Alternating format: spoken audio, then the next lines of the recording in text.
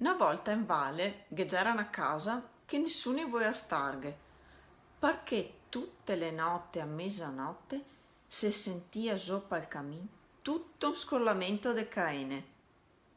I sapeva che c'era un fantasma, ma nessuno aveva il coraggio di scongiurarlo per paura che tocchi di brutto.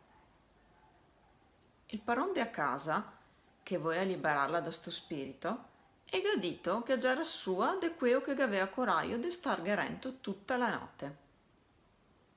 Si va avanti un scarparetto e dice: "Vau mi!"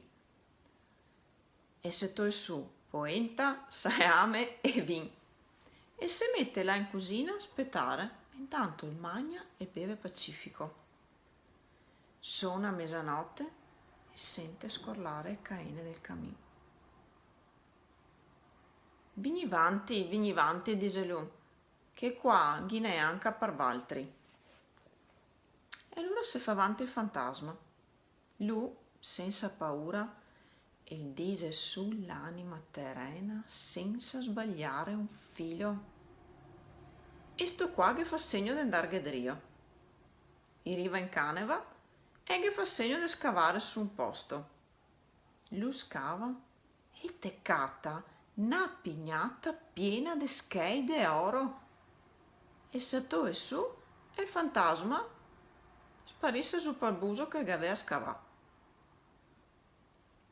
La gente intanto già era fuori a aspettare di vederlo scappare come che aveva fatto Caltri. Lui lo vede e allora crede che sia morto da spavento. Ma la mattina Drio, lui è andato dal parò e gli ha detto: "La vostra casa è libera, ma mi ve asso perché mi basta quello che ho cattà." E così racconta il fatto. E sto qua se gaccia me a pentio di non aver avuto lui il coraggio di scongiurare il fantasma. Ma ormai già era fatta.